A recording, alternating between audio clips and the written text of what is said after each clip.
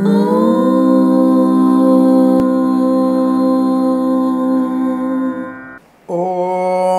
శ్రీ గురుభ్యో నమః. హరి ఓం. గురుర్బ్రహ్మ గురుర్విష్ణుర్ గురుర్దేవో మహేశ్వరః గురు సాక్షాత్ పరబ్రహ్మ తస్మై శ్రీ గురవే నమః. అందరికీ నమస్కారం. ఈరోజు మనం ఒక ప్రత్యేకమైనటువంటి వృక్షము గురించి అంటే చెట్టు చెప్పుకునే ప్రయత్నం చేద్దాం. అంటే దేవవృక్షాలు చాలా ఉంటాయి. రావి, మద్ది, తులసి అంటే తులసి మొక్క, అలాగే మేడి చెట్టు, ఔదుంబర వృక్షం అంటారు దాన్ని, అలాగే అర్కజిల్లేడు, అది కూడా దేవతా వృక్షం అంటే మొక్క కిందికి వస్తుంది. అది ఈ రోజున అటువంటి వృక్షాల సంతతిలో మరొక దేవవృక్షం ఉంది. అది అరటి వృక్షం అంటే అరటి చెట్టు. ఇది కూడా అద్భుతమైనటువంటి శుభయోగాన్ని కలిగించేటువంటి తత్వము ఉంటుంది అరటి చెట్టుకి. అయితే చాలామందికి మీరు వినే ఉంటారు అర్క వివాహం అని అంటారు.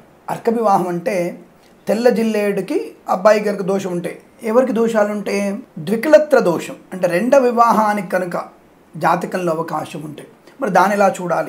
రాహు శుక్రుల యొక్క కలయిక, అలాగే జన్మలగ్నం నుంచి సప్తమాధిపతి రాహుతో కలిసి కుజరాహుల యొక్క కలయిక ఉన్న ఇది మాంగళ్య దోషాన్ని అలాగే భార్యాభియోగాన్ని కలిగించే అవకాశం ఉంటుంది జాతకంలో. కాబట్టి ఇటువంటి దోషాలు ఉన్న వాళ్ళు అర్క వివాహం చేసుకోమని చెప్తూ ఉంటారు జ్యోతిష్య పండితులు. అర్క వివాహం అంటే ఇప్పుడు నవ్విపోతారు అందరు, ఏంటో ఇప్పుడు 21st సెంచరీ 22nd సెంచరీలో ఉన్నాం, ఇంకా ఇటువంటి మూఢనమ్మకాలు ఉన్నాయి అనేటువంటి వాళ్ళు. అందుకనే ఇటువంటివి దేవతా వృక్షాల కిందకి వస్తాయి. అయితే ఈ అర్క వివాహం తెల్ల జిల్లేడు కాస్త మనకి అరటి కొమ్మకి మారిపోయింది. అంటే ప్రతి చోట తెల్ల జిల్లేడు దొరకకను మరింటి తెలియదు, కానీ అది కాలాంతరంలో అరటి కొమ్మకి అంటే అరటి మొక్కకి ఒక అరటి చెట్టు తీసుకొచ్చేసి దానికి అమ్మాయికి కానీ దానికి అబ్బాయికి కానీ వివాహం చేస్తూ ఉంటారు. కొట్టిపారేసే వాళ్ళు కొట్టిపారేనివ్వండి, ధర్మశాస్త్రంలో చెప్పబడింది రెండవ వివాహానికి యోగం ఉంటాయి. ఎందుకు ఆడపిల్లని నాశనం చేయడం ఎందుకు అన్న భావనతో ఒక వృక్షాన్ని కనుక మనం పెళ్లి చేసి ఆ వృక్షాన్ని కొట్టేసి నీళ్ళలో పడేయడము చేస్తే ఆ పిల్లవాడికి ఆ పిల్లకి కానీ ఆ యొక్క దోషం పోతుందన్న భావన. అంటే రెండవ వివాహం అనేటువంటి దోషం, ద్వికలత్ర దోషం పోతుందనేటువంటి భావనతో ఆ అర్క వివాహం చేయమంటారు. దాన్ని అరటి బోధకి వివాహం చేయమని చెప్తున్నారు. అరటి చెట్టుని కొట్టేస్తారు, అదొక విషయం. అందుకే అది దేవతా వృక్షం కిందకి వచ్చింది. ఈ అరటి చెట్టుని మనం పూజిస్తే కూడా మంచిది. ఇటువంటి దోషాలు ఉన్నవారు, వివాహ దోషం ఉన్నవారు, వివాహం ఆలస్యం అవుతున్నవారు, సంతానముతో ఇబ్బంది అంటే సంతానము లేక ఇబ్బంది పడుతున్నవారు, అలాగే మన పిల్లలలో కూడా ఈ మధ్య విపరీతమైనటువంటి ఒక వ్యాధి గురించి మనం ఎక్కువగా వింటున్నాం. నాకు తెలిసినంత వరకు ఒక 8 నుంచి 12 సంవత్సరాల మధ్య నుంచి, అంటే లాస్ట్ ఒక పుష్కర కాలం నుంచి ఎటువంటి వ్యాధి? అటిజం. ఒకప్పుడు తక్కువ సార్ ఉండే, ఒక 1% లేదా 0.1% ఉండేది. ఇప్పుడు అది దాదాపుగా 1.5%కి వచ్చేసింది ఈ అటిజం అనేటువంటి వ్యాధికి. దీని దోషం పోగొట్టడానికి కూడా బృహస్పతి సమానమైనటువంటి ఈ యొక్క అరటి చెట్టును పూజిస్తే చాలా మంచి శుభాన్ని కలిగిస్తుంది. మంచి అనుకూలమైనటువంటి పిల్లల్లో కూడా మంచి మేధస్సును కలిగిస్తుంది, వాక్చాతుర్యాన్ని కలిగిస్తుంది, మతుమరుపు లాంటి దోషాలని పోగొడుతుంది.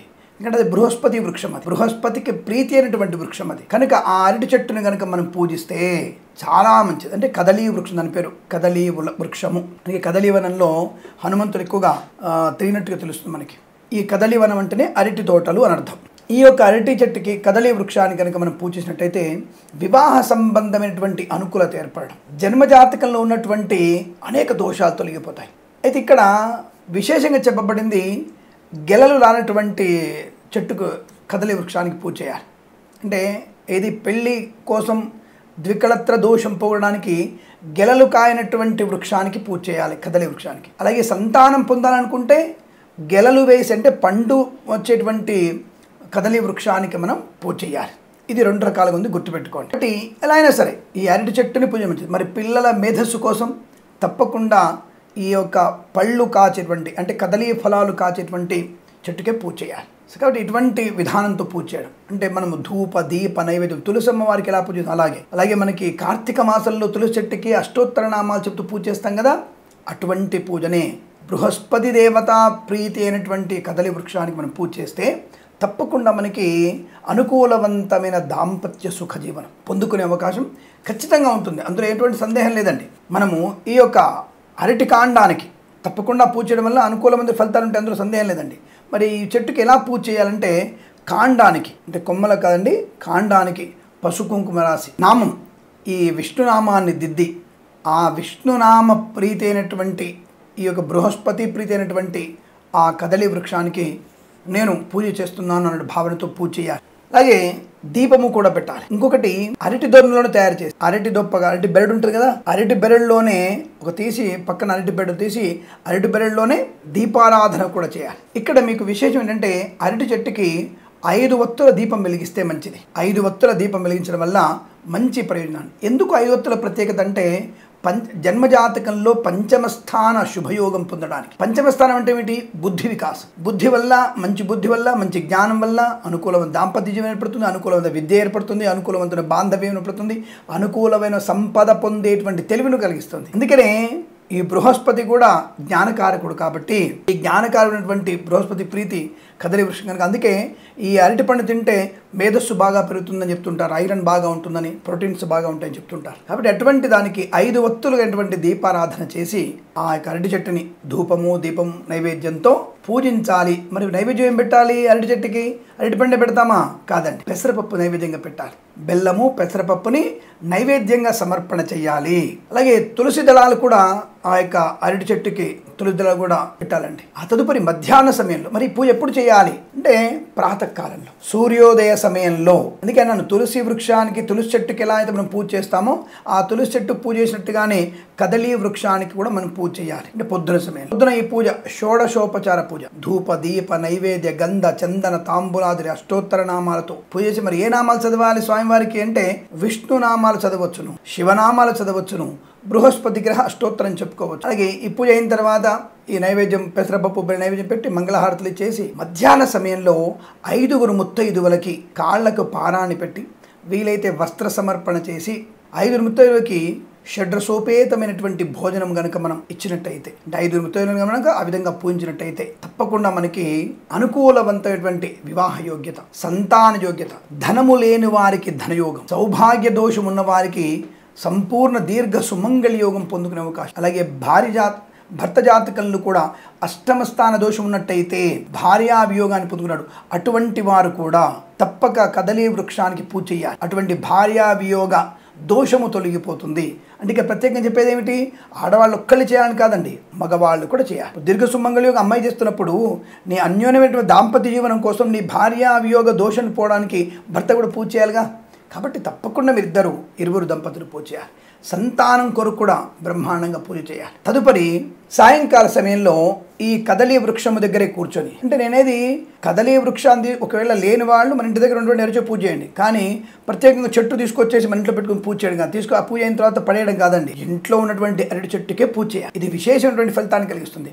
మళ్ళీ సాయంకాల సమయంలో ప్రదోష కాలంలో కూడా తులసి దళాలతో 2 దళాలు పెట్టి అర్చన చేసి విష్ణు ప్రీతి అయినటువంటి బృహస్పతి గ్రహ ప్రీతి అయినటువంటి ఓ కదలి వృక్షమ్మ దేవత మమ్మల్ని అనుగ్రహించు, మా ఇంట సిరి సంపదలను కలిగిందని చెప్పేసి మళ్ళీ ప్రదోష కాలంలో ధూపము దీపము నైవేద్యం మంగళహారతి ఇచ్చేసి అమ్మవారిని అంటే ఆ బృహస్పతి గ్రహాన్ని శిరస్సు వంచి నమస్కరిస్తే అంటే కదలి వృక్ష దేవతకి శిరస్సు వంచి నమస్కరిస్తే అన్ని రకాల శుభయోగాలు పొందుకునే అవకాశం ఉంటుంది. ఆనందమయ జీవనాన్ని కూడా పొందుకునే అవకాశాలు ఖచ్చితంగా ఉంటాయి.